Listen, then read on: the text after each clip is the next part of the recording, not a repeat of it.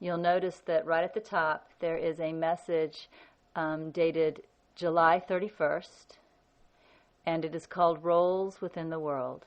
And that is the message that we're going to start with, and then we'll go into August, which to me is a little bit fun because it seems like we've been in July 2005 for a long time. I'm ready to get into a new month. So let's finish up July. Okay, here was the question I asked the Holy Spirit. A Course in Miracles says, the leader and the follower emerge as separate roles, each seeming to possess advantages you would not want to lose. And then I asked, what would you share about this? I'm going to read that sentence again. The leader and the follower emerge as separate roles, each seeming to possess advantages you would not want to lose. So my question is, what would you share about this particular sentence? And here's Holy Spirit's answer. Roles seem important to you in your world, whether it be the role of mother, child, single, married, husband, wife, boss, employee, or leader, follower. There are many roles that you have assigned and taken on.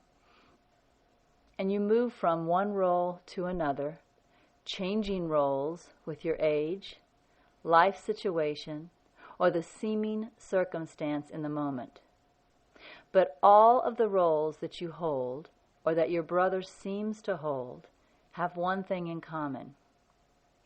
With the roles come shifting expectations that cannot be consistently met. And so the role is guaranteed to show that you and your brother are separate and guilty. And I said, okay, this is a good topic to discuss. Of course, I seem to have roles. I am a single mother, and Jasmine is a child. I see that as my primary and most important role in the world. What would you share with me about this concept? And the answer. Degrees of roles are but illusion. And that, of course, is because I said I see this as my most important role. Degrees of roles are but illusion. At another time, another role may seem to be your most important role in the world. Since roles shift and change, they cannot truly identify you because your identity must be stable. And so I said, okay, so it's not that I am a single mom. That is not my identity. That is a temporary situation that I am in. That does seem to open the way to ask, who am I? And Holy Spirit answered, yes. Letting go of identity with roles frees you to discover self. You may still perform the actions of raising a child and caring for Jasmine, but it is not your role to the point of identity. So not only is the question of your identity opened up, but also the purpose of the actions within raising Jasmine. What is the purpose of this circumstance in form? And as one who is committed to the purpose of awakening, this is the only purpose that can be given to anything now. And so that was the end of our discussion on roles. A couple of different things came out of this for me that was helpful. In the first paragraph of the answer, one thing that Holy Spirit said that, to be honest, didn't click for me until about May of 2006. So I was told on July of 2005, and it really didn't click into place until May of 2006. But one thing that Holy Spirit talked about in this first paragraph of this answer is he said that there are many different roles, such as mother and child, which kind of go together. Husband and wife kind of go together. Boss and employee kind of go together. Leader and follower, kind of go together. He said there are many different roles, and of course, we change these roles, within life. But he said one thing that is constant with all roles is that when we have these roles, they seem to come with expectations. And yet the expectations are never consistently met. So, as an employee, I may have expectations of my boss. Another employee may actually have different expectations of the same boss. As a boss, I have expectations of my employees, but if those employees get another boss, as we all know, that boss could have completely different expectations. So the expectations are not consistent. They change from one individual to another, and so there's no way that these expectations can be consistently met, which really means that they completely open up the mind for judgment. Completely. Wherever there is an expectation, there is just an opportunity for judgment waiting.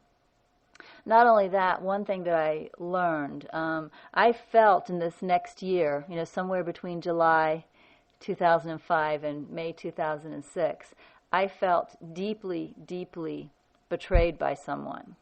It was one of the biggest forgiveness lessons that I've faced at this point in this lifetime. And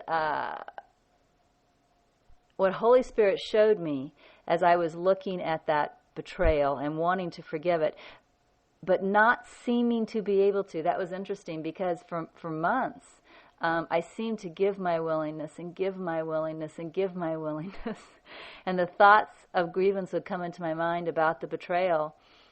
And then, I would let go of the thoughts and I would feel a moment of peace, a moment of rest. And then I swear 30 seconds, a minute later, they were right back. It was like a full attack in the mind, a strong grievance that just continued and continued. And I really felt like I wanted to let go of it, and yet I couldn't. It couldn't seem to at that point.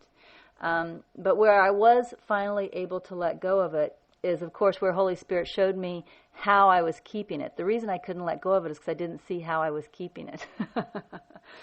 But what Holy Spirit showed me is how the idea of betrayal is created. See, I couldn't really seem to forgive the person because I still believed in betrayal.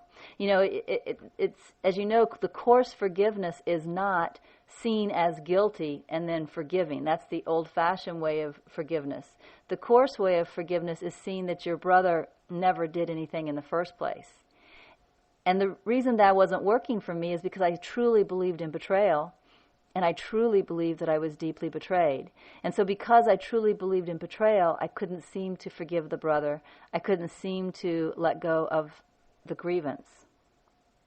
So what Holy Spirit did was Holy Spirit showed me how the idea of betrayal exists in the mind. The first thing that seemed to happen is that the Holy Spirit seemed to spontaneously help me remember all of the betrayals in my lifetime. I saw a long line of betrayals. The first one seemed to be in 5th grade. And I saw a long line of betrayals.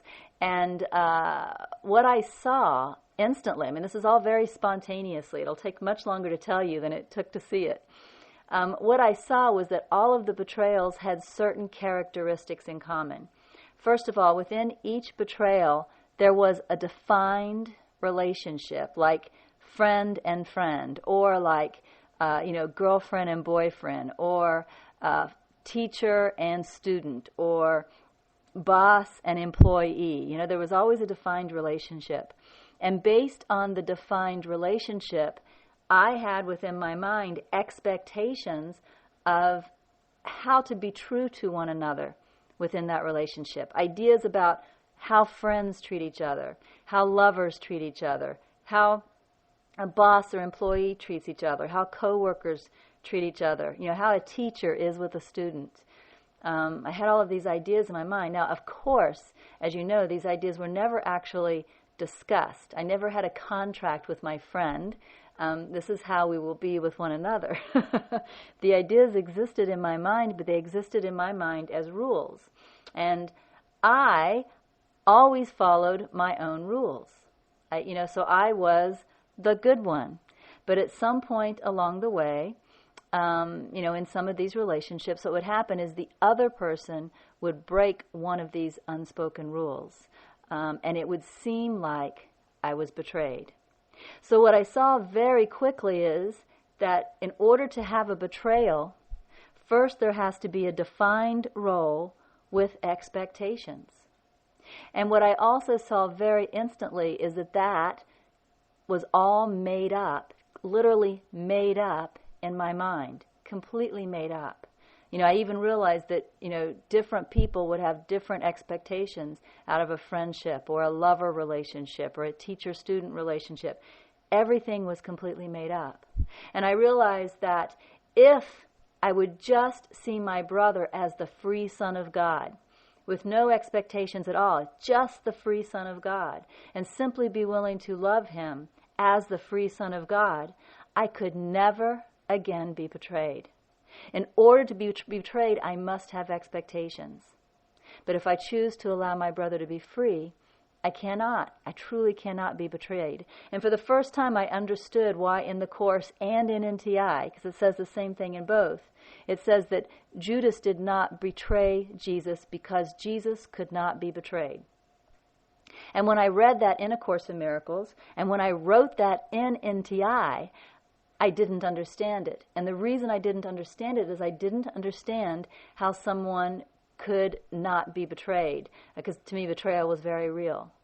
But when Holy Spirit explained to me, again, about it takes a defined relationship and it takes expectations, you must have those building blocks in order to be betrayed, I realized that Jesus could not be betrayed because he did not believe in betrayal. I realized, regardless of whether the story of Judas is true or not, that's not important right now. Let's just go with the assumption that the way it's told in the New Testament is true. That Judas did go and turn Jesus in. Let's just assume that is true. Jesus would never have seen that as a betrayal because he would never have any expectation of his brother.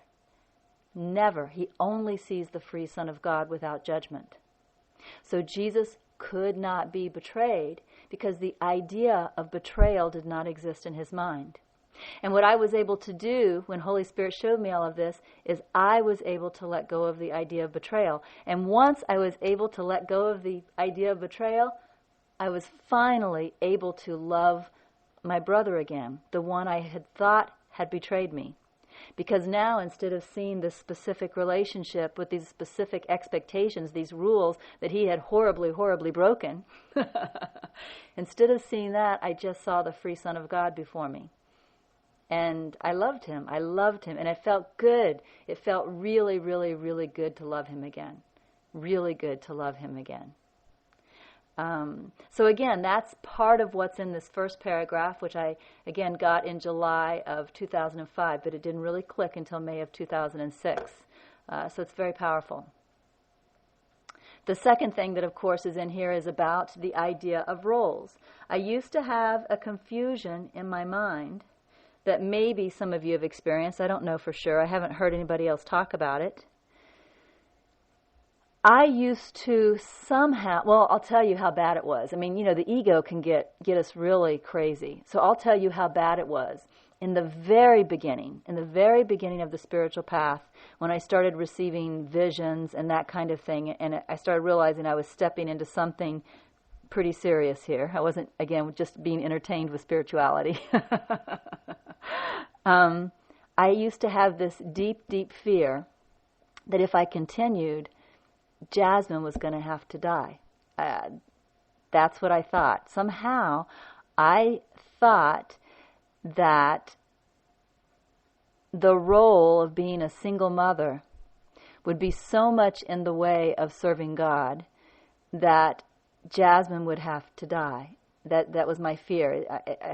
Now I look at it and I see how ridiculous it is, but trust me, then it was a very real fear. And I remember that, I don't even remember the specifics. I wish I could, because I would love to tell you.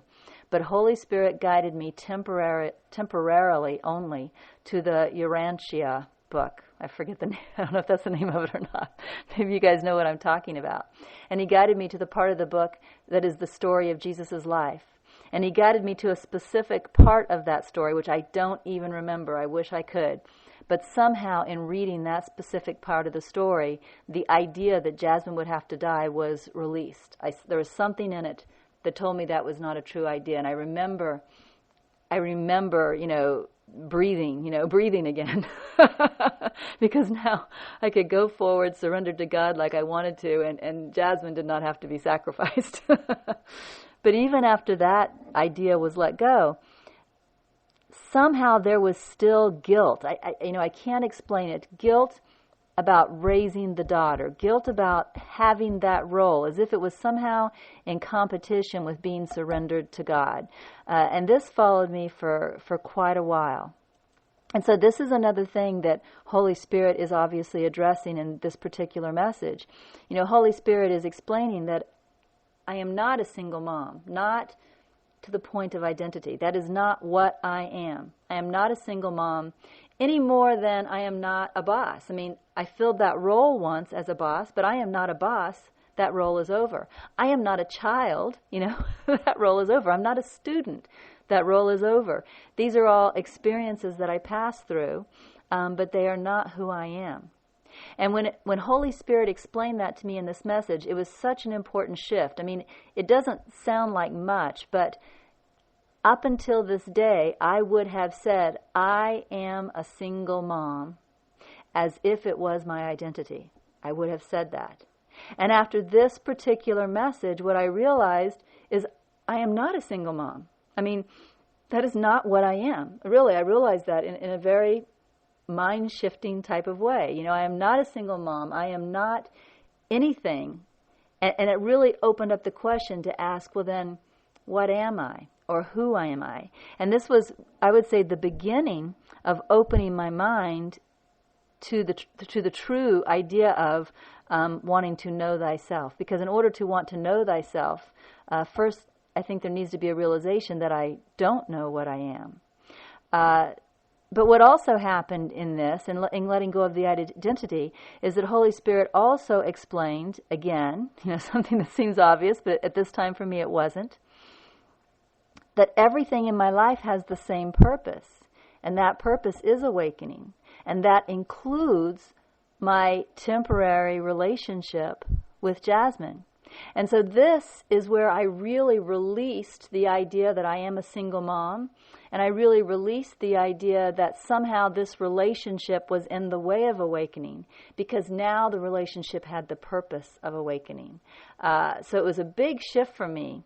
Again, maybe some of it seems obvious at this point, but at that point for me, it wasn't obvious. So I'm sure you can imagine how grateful I was to receive this message on roles. An awful lot came out of it.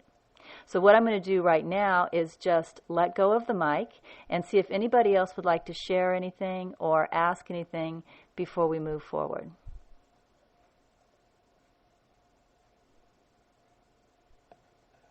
Thank you for sharing that, Regina. I know at one point, and I guess I never shared this, but